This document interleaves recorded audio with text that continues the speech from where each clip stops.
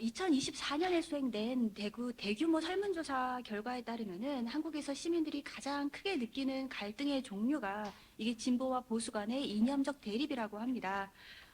2025년 대선에서 각 후보자의 투표층은 이념적으로 얼마나 분열되어 있을지 한번 알아보도록 하겠습니다. 이념을 측정할 때 가장 일반적으로 우리가 사용하는 방식은 보수와 진보를 0부터 10까지 양극단 사이에서 스스로의 위치를 정하도록 주관적으로 규정하도록 요청하는 것입니다.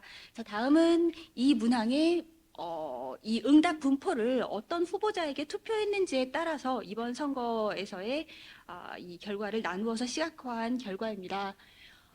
왼쪽에 위에 이재명 후보 투표층이고요. 빨간색이 김문수 후보 투표층, 그리고 이 주황색이 이준석 후보 투표층, 마지막이 권영국 후보 투표층입니다. 보시면 5를 중심으로 해서 이 5의 왼쪽에 이재명 투표층이 몰려 있는 것을 볼 수가 있습니다. 반면에 김문수 후보 투표자들도 이제 5를 중심으로 그 오른쪽에 몰려 있는 것을 볼 수가 있죠.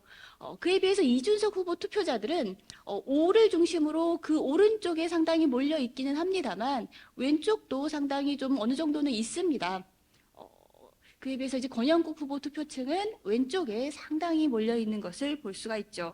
자, 이렇게 봤을 때 우리는 진보와 보수 간의 투표층들 사이에서 후보 선택에 따라서 이념적으로 상당히 분열되어 있다라는 결론을 내릴 수가 있습니다. 더 자세히 살펴보도록 하겠습니다. 자, 일단 이거는 이제 이준석 투표층이 이 투표층별로 이 박스 플러스로 비교를 해본 것입니다. 비교를 해봤을 때 눈에 띄는 것은 아마 이준석 후보 투표층일 것입니다. 이재명 후보 쪽과 김문수 쪽 그 사이에 위치에 있거나 아니면은 김문수보다는 좀 더 중도에 가까운 것을 확인할 수가 있습니다. 중위값으로 살펴보면은 전 연령대 투표층에서 이준석 후보 투표층이 중위값이 5입니다. 50%가 여기에 몰려 있다는 이쯤에 위치해 있다는 얘긴데요. 근데 이거를 또 연령별로 또 구분을 해볼 수도 있겠습니다. 자, 연령별로 구분을 해보면요. 왼쪽에 박스 플랫입니다. 전체 연령대에 비해서 39세 이하, 그러니까 청년층이라고 할 수 있는 사람들은 살짝 위쪽으로, 그러니까 6을 중위값으로 하는 좀 더 보수적인 태도를 이 내부에서도 갖고 있는 것으로 나타납니다. 자, 이 이준석 후보 투표층을 전체와 39세 이하로 이번에는 히스토그램으로 같은 데이터입니다. 이게 비교해 보면요. 역시 이 전체 연령대가 좀 이제 흐린 회색으로 나와 있는 경우고, 그 다음에 주황색이 39세 이하입니다. 39세 이하의 경우에 좀 더 이 내부에서 더 보수적이라는 것을 파악할 수가 있습니다. 이번에는 좀 이 단순한 0부터 10까지의 진보 보수가 아니라 정책 태도 문항들을 가지고선 이들의 이념을 한번 측정해 보도록 하겠습니다. 이 정책 태도 문항들은 단기적인 이슈, 그러니까 계엄이라든지 연금 개혁, 부동산 폭등과 같이 우리 사회에 중요하지만 단기적이고 구체적인 정책 이슈들과는 달리 좀 더 장기적이고 지속적인 가치 지향이 반영된 문항으로 구성했습니다. 먼저 첫 번째 사회 문화 분야의 정책 태도는 동성애자, 외국인 노동자, 장애인 등 사회적 소수자의 권리에 대한 문항이었고요. 그 다음에 이제 기후 위기에 대해서 어떻게 대응할 것인가에 대한 문항을 두 번째로, 세 번째로는 여성 차별에 대한 태도를 이 사회 문화 분야의 정책 태도 문항으로 구성했습니다. 그다음 두 번째 경제 안보 분야의 문항들로는 대북 안보와 관련된 문항, 그리고 시장과 기업의 경쟁력에 대한, 그러니까 시장주의를 구성하는 문항, 마지막으로 이 능력주의를 구성하는 문항으로 구성했습니다. 이 차별 반대, 기후, 성평등 이렇게 첫 번째, 세 번째, 세 번째, 그리고 마지막 문항 같은 경우에는 이거를 역코딩을 해서, 그래서 보수에 해당되는 사람들 4나 5를 답한 사람들이 얼마나 되는지를 퍼센테이지로 그래서 이제 계산을 한 것입니다. 제가 여기서 세 번째, 네 번째, 다섯 번째 같은 경우는 편집을 하느라고 숫자가 좀 엉켰는데요. 정확한 숫자는 본문을 좀 참고해 주시기 바랍니다. 이 분석 결과를 간단히 여기서 살펴보면은 먼저 김문수 후보와 이준석의 지지층은 안보, 경제, 능력주의, 이 경제 안보 분야와 관련된 이슈에서 공통적으로 좀 강력한 보수적인 성향을 보입니다.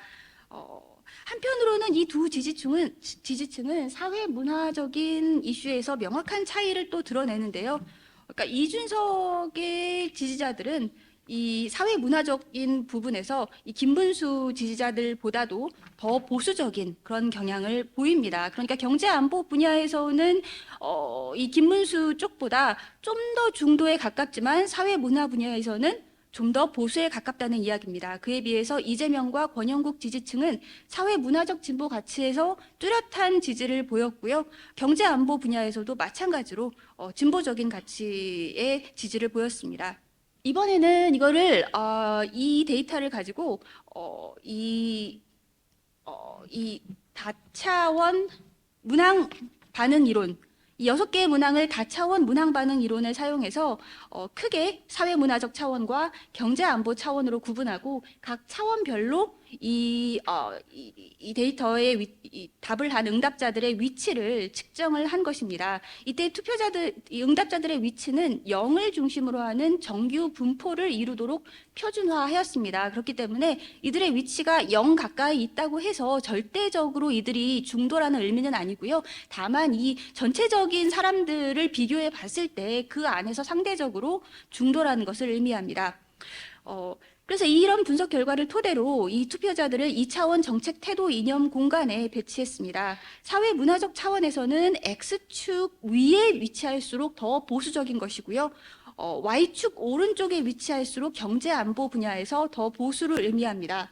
자, 먼저 왼쪽의 이 까만색 이 점들은요, 전체 이 응답자들을 분포시킨 것이고요. 이것들을 이제 처음에는 전 연령대 투표자들을 성별로 한번 구분을 해봤습니다. 그래서 파란색은 남성, 빨간색은 여성으로 구분해 보았습니다. 보면은 겹치는 부분이 상당히 있는 것을 볼 수가 있습니다. 그러면은 이거를 좀 줄여서 연령대를 좀 39세 이하로 좀 한번 비교를 해보도록 하겠습니다. 그러면은 이 겹치는 부분이 상당히 줄어들고 이들이 아래 위로 더 벌어진 것을 볼 수가 있습니다.